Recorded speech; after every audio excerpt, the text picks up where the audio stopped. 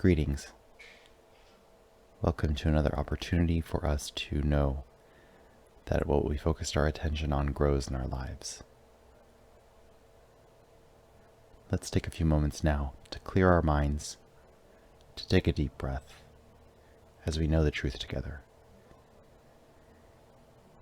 In the infinity of life where I am, all is perfect, whole, and complete. I open myself to the all good that is, that was, and that shall ever be.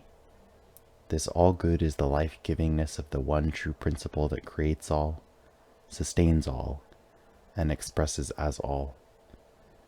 The more I turn mine eyes to this true principle, the more it shines its countenance upon me. I know that I am in the right place at the right time and doing the right thing for my liberation. And I know that the more I choose to heal my thinking, the more I also heal my life. The greater my own healing, the more resolutely I can join the healing force that is changing the planet. I live my life from this space of love, and I know that health, wealth, and peace reign in my life all my days. I extend this same peace to others in perfect harmony. I choose to think, to speak, to act from this understanding, moment by moment. In this space, I am healed and made whole, and I extend this energy to all whom I meet on my path. I know that divine right action shows up in my life, and I am grateful for it. All is well in my life, and so it is. Today's talk is entitled Unconditional. That's un in parentheses and conditional. Are you a fan of conditional love? How about conditional support? Conditional friendship? I used to tell myself, I'll change my thinking when my situation warrants a change in thinking. This meant that I would allow myself to relax when things around me were calm. I would love myself when I was perfect, when circumstances were perfect. And I would cut myself some slack when. You get the idea. It was all based on conditions, and these conditions were always in flux. Do your plants do well when you water them only when conditions are perfect? Does your lawn do well when you only give it water when it's greener than green to begin with? And yet, how often do you think positive only when your life is going to your liking?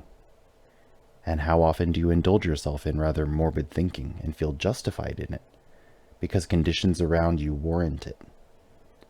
And on the other hand, how often do you tell yourself that you'll start living your life differently when life gets with the program and matches your desires? You know, too often we tell ourselves, I'll let myself be happy if, or I'll start meditating, affirming, practicing relaxation when. We set conditions, and then these conditions change. Things begin to get a little better, and we decide that things have got to get even better before we'll be invested enough to change our thinking, our speaking, our behavior. Or things get a little worse, and we think to ourselves, see, I knew this stuff didn't work. O ye of little faith. I'll tell you what I never seem to have a lack of, and that's faith in things like what can go wrong will go wrong. These are simply old stories, old agreements we made once upon a time and have believed for so long. And because people all around us believe this, it seems true. But just because once upon a time people believed that the sun revolved around the earth doesn't mean that that was true. And just because people believe that what can go wrong will go wrong doesn't mean that this has to be true for you or for me. How have your affirmations been shaping up this past week? Have you been watering them in the garden of your mind? This is still the best way to work in accord with the law. Have you repeated the affirmations often? And have you allowed yourself to do other things each day to nurture those affirmations? Are you treating the garden of your mind like you would a garden in your home? Like a garden you're tending to? You don't plant a seed in the ground and then dig it up and look at it and see that it's still a seed and then crush it in your palm. And you don't see the first shoot sprouting up from the ground and then rip it up and shout at it, "That's not good enough." And yet how often do you find yourself shouting at yourself, or at a loved one, or at the sky, or at God, or at the universe, shaking your fist and saying, "That's not enough"? Ernest Holmes talks about this when he talks in The Science of Mind, in a section titled, "Do Not Try to Go Beyond Your Understanding." He writes, "Since our spiritual understanding is not sufficient to enable us to mentally set bones, we call in a surgeon. Since we cannot walk on water, we take a boat. We can only go as far as our spiritual knowledge takes us. Principle is infinite, but we shall demonstrate its power only at the level of our concept of it.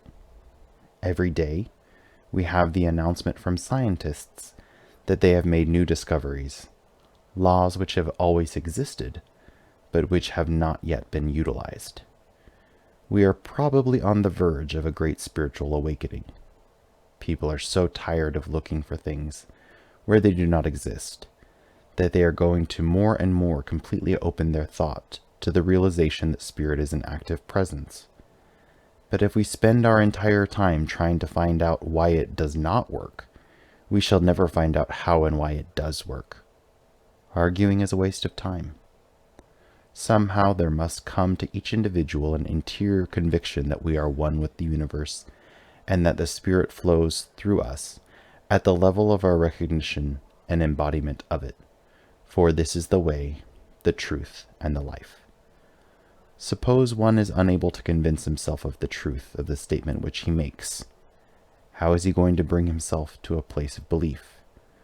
By repeating his affirmation, dwelling on its meaning, meditating upon the spiritual significance only of it, until the subjective state of his thinking becomes clarified. This is the only reason for repeating treatments. For one treatment would heal if there were no subjective doubts. Repeated treatments induce within consciousness a definite concept of an already established fact, even though the fact may not as yet have become objectified. This is why mental healing is scientific. There is no room for doubt in a treatment. Realize that you treat with your understanding. By your own choice, you decide to give treatment. But the treatment becomes operative through the law. Never say, "I am not good enough to treat." In God, there is no good, better, or best. How do we change our thinking to change our life? By taking it one day at a time, 1 hour at a time, 1 minute, 1 moment at a time. Just as we plant a seed and then tend to it, enriching the soil and watering it, and ensuring that the seed has the right environment, so it is with our mental atmosphere. Do we only water the seed or fertilize it when the weather is fair, when conditions are perfect? No. And yet how easy is it to demand that conditions be perfect before we will show ourselves compassion or support, before we will infuse our affirmations with the tiniest bit of faith. You see, friends, there is only one way that God does not come to us, that the universal life is unrealized within us and all around us, that miracles do not dawn upon our consciousness. That's when we close the door, when we refuse to allow ourselves to practice shifting consciousness, opening our thought. So this week, when you feel your thoughts darkening, let this very fact be a reminder to take a deep breath, to allow the light to pierce the pall of the limiting thoughts that come in. You need not suppress them, you need not fight them. Let them flow in and breathe through them. And then allow yourself to choose a different thought. Allow yourself to ponder the meaning. Allow yourself to remember that life is one, that there is only one life, one power, one presence. And if this is so, This life is your life right here and right now. This power also flows through you and all around you. Allow yourself to melt into this awareness. Allow this awareness to well up, to bubble over, to dissolve whatever morbidity or moroseness might be rearing its head. Imagine that this negative thought is dissolving into foam and it's dissipating. And allow the positive affirmations that you plant to root and grow.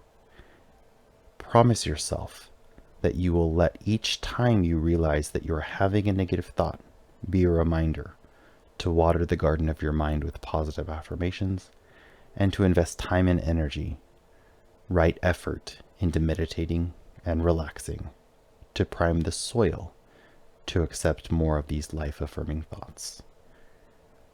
Ernest Holmes reminds us that there is no room for doubt in our affirmations. And he also reminds us that we treat ourselves with our understanding by our own choice when we decide to give a treatment, which means to affirm. But he reminds us also that the affirmation becomes operative through a law. We do not need to worry whether we are good enough to affirm. For in God there is no good, no better, no best. We need only have faith. We need only practice, shifting our thinking and opening our thought to life. Remember, the truth is, life loves you, and so it is.